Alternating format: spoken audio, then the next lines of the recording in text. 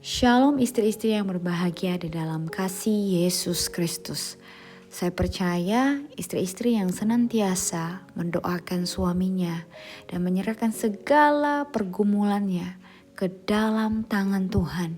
Sesuatu pasti terjadi. Ada pemulihan, ada kedamaian, ada berkat yang melimpah, dan ada mujizat di atas pernikahanmu. Haleluya, amin. Saudariku, dalam Mazmur 16 ayat 7 sampai 8 tertulis, aku memuji Tuhan yang telah memberi nasihat kepadaku. Ya, pada waktu malam hati nuraniku mengajari aku. Aku senantiasa memandang kepada Tuhan, karena Ia berdiri di sebelah kananku, aku tidak goyah. Amin. Dalam kehidupan ini seringkali sebagai istri kita bergantung kepada suami untuk membuat keputusan yang tepat. Dan apabila konsekuensi dari keputusannya salah, dapat sangat mempengaruhi kita dan anak-anak kita untuk waktu yang lama. Namun mungkin Anda sudah cukup yakin tentang itu. Alkitab berkata, setiap jalan orang adalah lurus menurut pandangannya sendiri.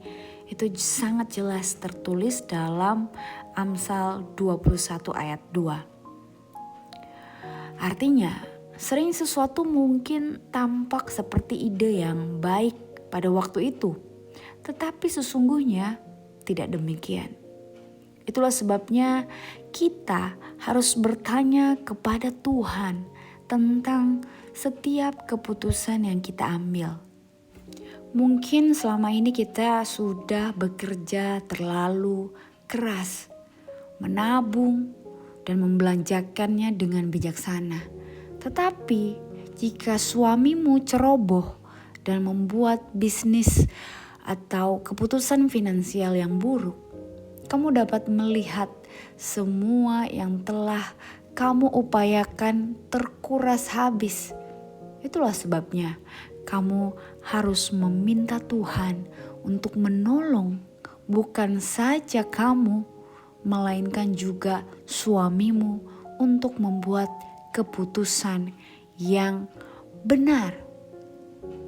Apapun keputusan yang diambilnya, misalnya pekerjaan apa yang diterimanya, harus tinggal di mana, bergaul dengan siapa, apa yang dilakukannya untuk bersantai, bagaimana ia membelanjakan uang, atau berapa banyak waktu yang diluangkan bersama keluarganya, akan sangat mempengaruhi kehidupanmu bersama.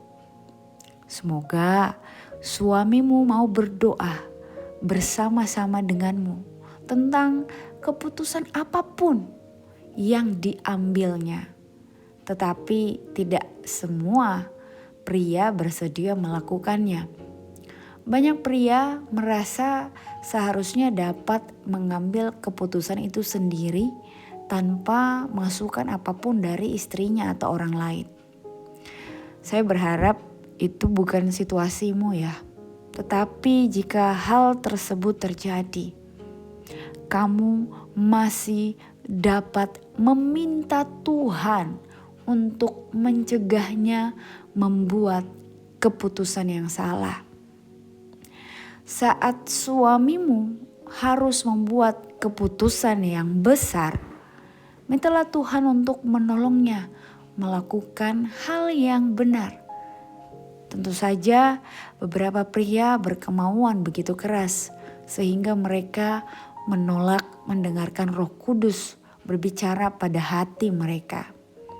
Namun paling tidak kamu telah berdoa dan menyerahkannya ke dalam tangan Tuhan. Amin. Mari kita berdoa.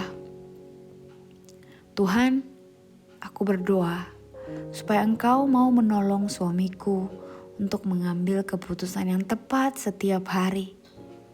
Ajarlah suamiku untuk selalu peka pada kehendak-Mu dan memilih mengatasi semua keinginan dagingnya. Berikanlah hikmat kepadanya agar ia tidak membuat kesalahan yang membahayakan keluarga. Situasi di mana keputusan yang salah di masa lalu diambilnya yang sangat merugikan kami. Aku berdoa Tuhan agar Engkau menebus situasi itu dan membawa pemulihan yang kami perlukan Tuhan. Hanya Engkaulah yang dapat memunculkan hal yang baik dari malapetaka ini Tuhan. Engkau sudah berkata dalam firman-Mu bahwa ada jalan yang disangka orang lurus tetapi ujungnya maut. Tolonglah suamiku untuk memilih antara jalan yang tampaknya benar dan jalan yang memang benar. Tolonglah suamiku untuk membedakan jalan yang memimpin kepada hidup dari jalan yang memimpin kepada kehancuran. Setiap kali ia harus membuat keputusan, ajarlah ia untuk selalu mencari-Mu. Berbicaralah kepadanya dalam perkataan yang tidak dapat diabaikannya. Jagalah ia agar tidak berjalan tanpa pengetahuan yang jelas tentang kehendak-Mu. Tolonglah ia untuk mendengar suara-Mu Tuhan. Buatlah ia untuk menginginkan kami berdoa bersama tentang keputusan-keputusan penting supaya kami akan selalu berada dalam kesatuan. Dalam nama Yesus aku berdoa. Amin.